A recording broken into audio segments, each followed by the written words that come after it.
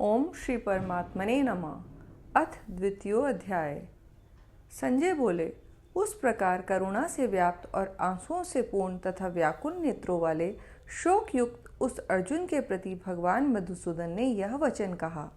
श्री भगवान बोले, हे अर्जुन, तुझे इस असमय में यह मोह किस हेतु से प्राप्त हुआ? क्योंकि ना तो यह श्रेष्ठ पुरुषों द्वारा आचरित है, न स्वर्ग को देने वाला है और न कीर्ति को करने वाला ही है। इसलिए हे अर्जुन, नपुंसकता को मत प्राप्त हो, तुझ में यह उचित नहीं जान पड़ती। हे परंतप, हृदय की तुच्छ दुर्बलता को त्याग कर युद्ध के लिए खड़ा हो जा।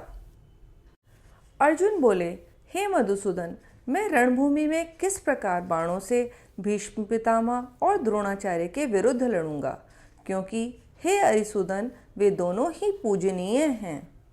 इसलिए इन महानुभाव कुर्जुनों को न मारकर मैं इस लोक में भिक्षा का अन्न भी खाना कल्याणकारक समझता हूँ, क्योंकि गुरुजनों को मारकर भी इस लोक में रुधिर से सने हुए अर्थ और काम रूप भोगों को ही तो भोगूंगा।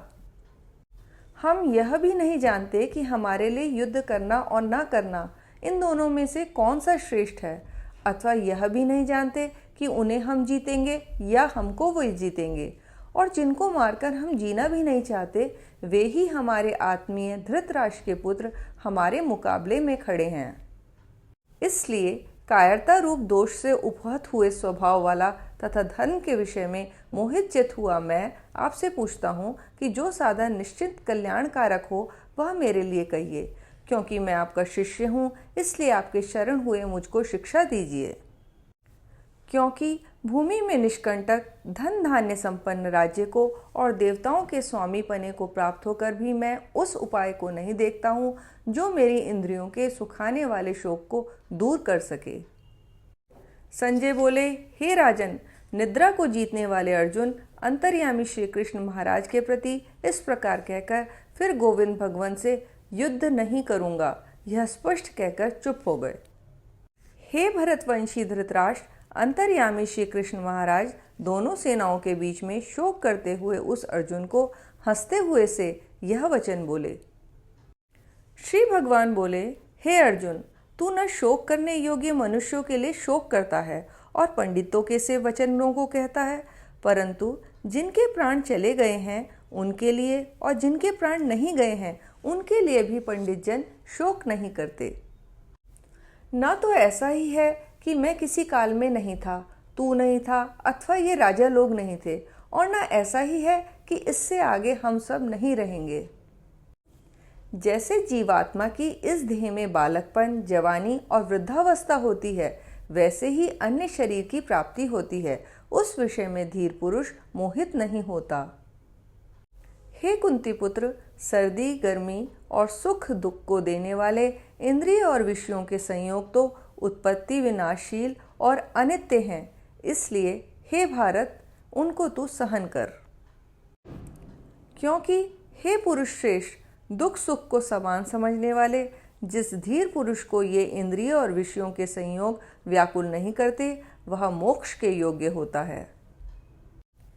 असत वस्तु की तो सत्ता नहीं है और सत का अभाव नहीं है। इस प्रकार इन दोनों का ही तत्वज्ञानी पुरुषों द्वारा देखा गया है। नाश रहित तो तू उसको जान जिससे यह संपूर्ण जगत दृश्य वर्ग व्याप्त है। इस अविनाशी का विनाश करने में कोई भी समर्थ नहीं है। इस नाश रहित अप्रमेय नित्य स्वरूप जीवात्मा के ये सब शरीर नाशवान कहे गए हैं। इसलिए हे भरतवंशी अर्जुन, तू युद्ध कर। जो इस आत्मा को मारने वाला समझता है तथा जो इसको मरा मानता है, वे दोनों ही नहीं जानते, क्योंकि यह आत्मा वास्तव में ना तो किसी को मारता है और न किसी के द्वारा मारा जाता है। यह आत्मा किसी काल में भी ना तो जन्मता है और न मरता ही है, तथा ना यह उत्पन्न होकर फिर होने वाला ही है, क्योंकि यह अजन्मा, नित्य, सनातन और पुरातन है। शरीर के मारे जाने पर भी यह नहीं मारा जाता। हे पृथापुत्र अर्जुन, जो पुरुष इस आत्मा को नाश रहित, नित्य, अजन्मा और अव्यय जानता है, वह पुरुष कैसे किसको मरवाता है और कैसे किसको मारता है। जैसे मनुष्य पुराने वस्त्रों को त्याग कर दूसरे नए वस्त्रों को ग्रहण करता है, वैसे ही जीवात्मा पुराने शरीरों को त्याग कर दूसरे नए शरीरों को प्राप्त होता है।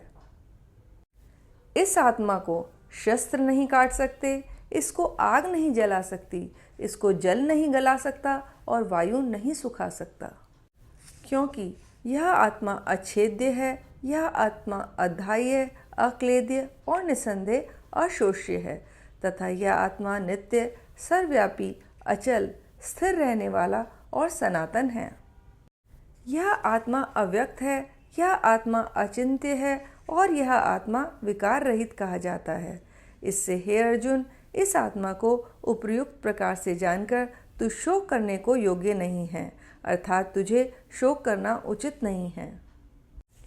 किंतु यदि तू इस आत्मा को सदा जन्मने वाला तथा सदा मरने वाला मानता हो तो भी हे महाबाहो, तू इस प्रकार शोक करने को योग्य नहीं है, क्योंकि इस मान्यता के अनुसार जन्मे हुए की मृत्यु निश्चित है और मरे हुए का जन्म निश्चित है।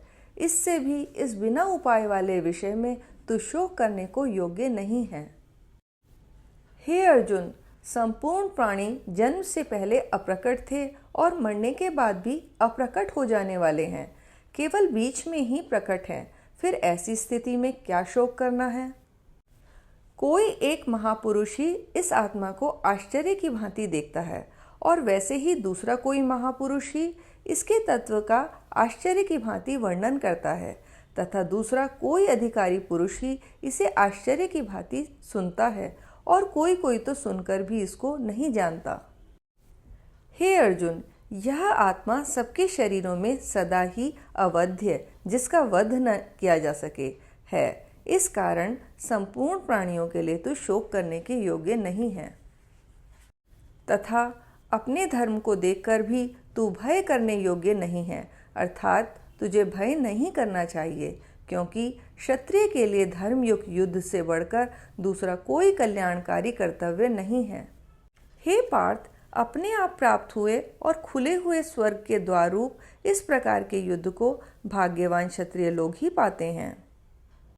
किंतु यदि तू इस धर्मयुक्त युद्ध को नहीं करेगा तो स्वधर्म और कीर्ति को खोकर पाप को प्राप्त होगा तथा सब लोग तेरी बहुत काल तक रहने वाली अपकीर्ति का भी कथन करेंगे और माननीय पुरुष के लिए अपकीर्ति मरण से भी बढ़कर है। और जिनकी दृष्टि में तू पहले बहुत सम्मानित होकर अब लघुता को प्राप्त होगा, वे महारथी लोग तुझे भय के कारण युद्ध से हटा हुआ मानेंगे।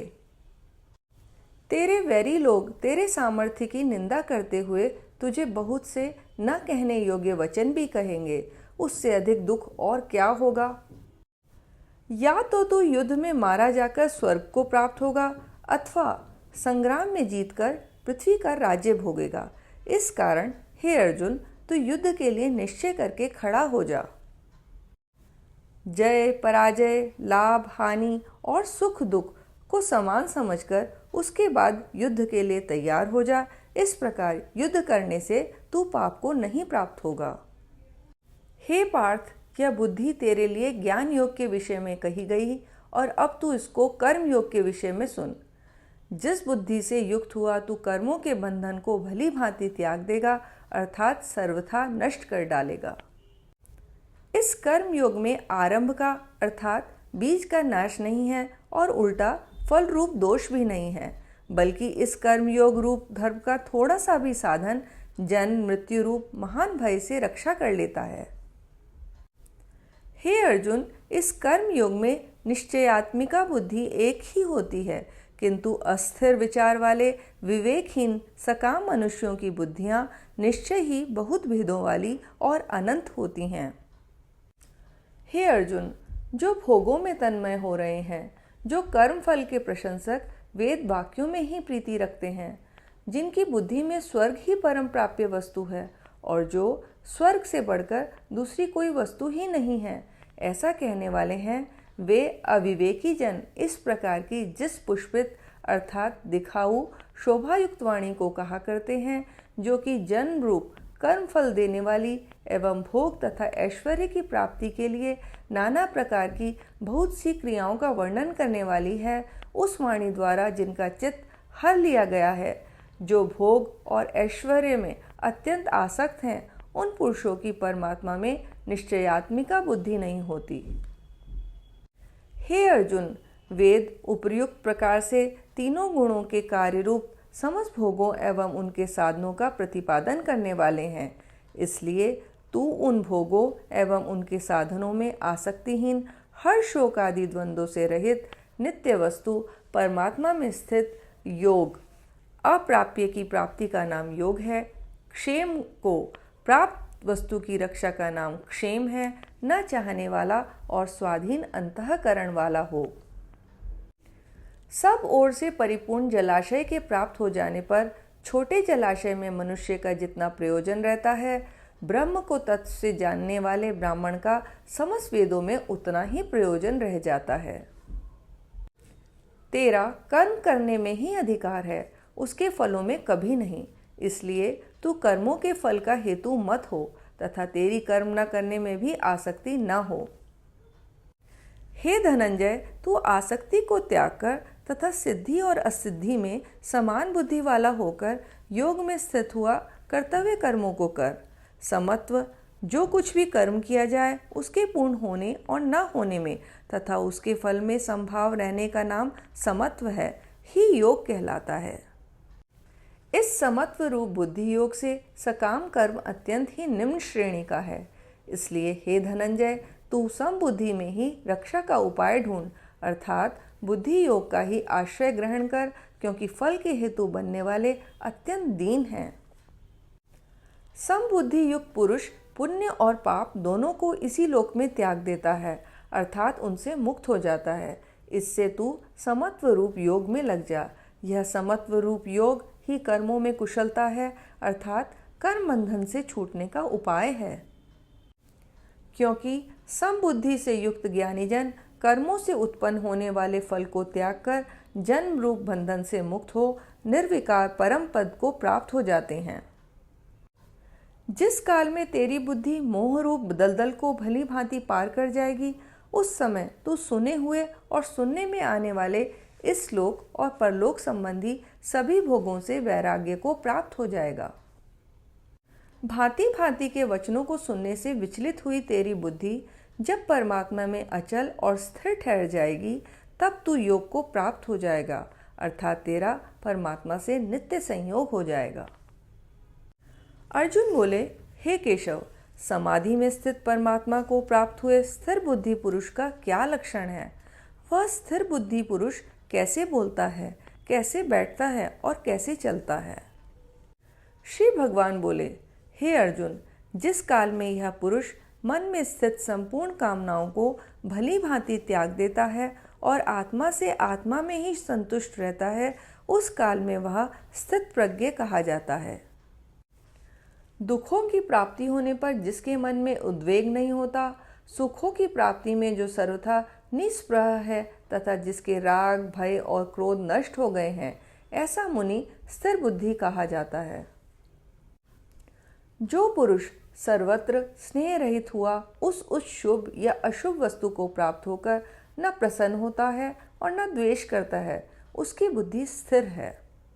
और कछुआ सब ओर से अपने अंगों को जैसे समेट लेता है, वैसे ही जब यह पुरुष इंद्रियों के विषयों से इंद्रियों को सब प्रकार से हटा लेता है, तब उसकी बुद्धि स्थिर है, ऐसा समझना चाहिए। इंद्रियों के द्वारा विषयों को ग्रहण न करने वाले पुरुष के भी केवल विषय तो निवृत्त हो जाते हैं, परंतु उनमें रहने वाली आसक्ति निवृत्त नहीं होती।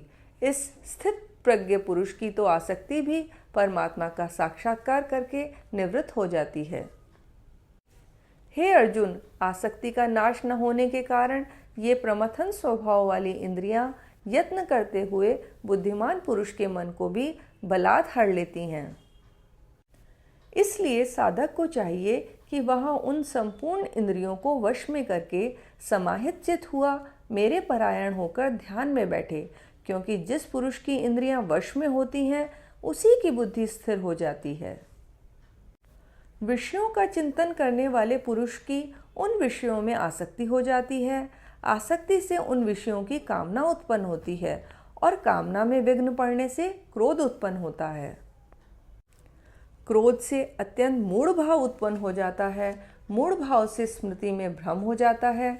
स्मृति में भ्रम हो जाने से बुद्धि अर्थात ज्ञान शक्ति का नाश हो जाता है और बुद्धि का नाश हो जाने से यह पुरुष अपनी स्थिति से गिर जाता है। परंतु अपने अधीन किए हुए अंतःकरण वाला साधक अपने वश में की हुई राग द्वेष से रहित इंद्रियों द्वारा विषयों में विचरण करता हुआ अंतःकरण की प्रसन्नता को प्राप्त होता है। अंतःकरण की प्रसन्नता होने पर इसके संपूर्ण दुखों का अभाव हो जाता है और उस प्रसन्न चित्त वाले कर्मयोगी की बुद्धि शीघ्र ही सब ओर से हटकर एक परमात्मा में ही भली भांति स्थिर हो जाती है। न जीते हुए मन और इंद्रियों वाले पुरुष में निश्चयात्मिका बुद्धि नहीं होती और उस अयुक्त मनुष्य के अंतःकरण में भावना भी नहीं होती तथा भावनाहीन मनुष्य को शांति नहीं मिलती और शांति रहित मनुष्य को सुख कैसे मिल सकता है। क्योंकि जैसे जल में चलने वाली नाव को वायु हर लेती है, वैसे ही विषयों में विचरती हुई इंद्रियों में से मन जिस इंद्रिय के साथ रहता है वह एक ही इंद्रिय इस अयुक्त पुरुष की बुद्धि को हर लेती है। इसलिए हे महाबाहो, जिस पुरुष की इंद्रियां इंद्रियों के विषय से सब प्रकार निग्रह की हुई हैं, उसी की बुद्धि स्थिर है। संपूर्ण प्राणियों के लिए जो रात्रि के समान है, उस नित्य ज्ञान स्वरूप परमानंद की प्राप्ति में स्थित प्रज्ञ योगी जागता है और जिस नाशवान सांसारिक सुख की प्राप्ति में सब प्राणी जागते हैं, परमात्मा के तत्व को जानने वाले मुनि के लिए वह रात्रि के समान है। जैसे नाना नदियों के जल सब ओर से परिपूर्ण अचल प्रतिष्ठा वाले समुद्र में उसको विचलित न करते हुए ही समा जाते हैं, वैसे ही सब भोग जिस स्थित प्रज्ञ पुरुष में किसी प्रकार का विकार उत्पन्न किए बिना ही समा जाते हैं, वही पुरुष परम शांति को प्राप्त होता है, भोगों को चाहने वाला नहीं। जो पुरुष संपूर्ण कामनाओं को त्याग कर ममता रहित, अहंकार रहित और स्पृहा रहित हुआ विचरता है, वही शांति को प्राप्त होता है, अर्थात वह शांति को प्राप्त है। हे अर्जुन, यह ब्रह्म को प्राप्त हुए पुरुष की स्थिति है। इसको प्राप्त होकर योगी कभी मोहित नहीं होता और अंतकाल में भी इस ब्राह्मी स्थिति में स्थित होकर ब्रह्मानंद को प्राप्त हो जाता है। ओम तत्सदिति श्रीमद्भगवत गीतासूपनिषत्सु ब्रह्म विद्यायां योग शास्त्रे श्री कृष्ण अर्जुन संवादे सांख्य योगो नाम द्वितीय अध्याय। हरि ओम तत्सत, हरि ओम तत्सत, हरि ओम तत्सत।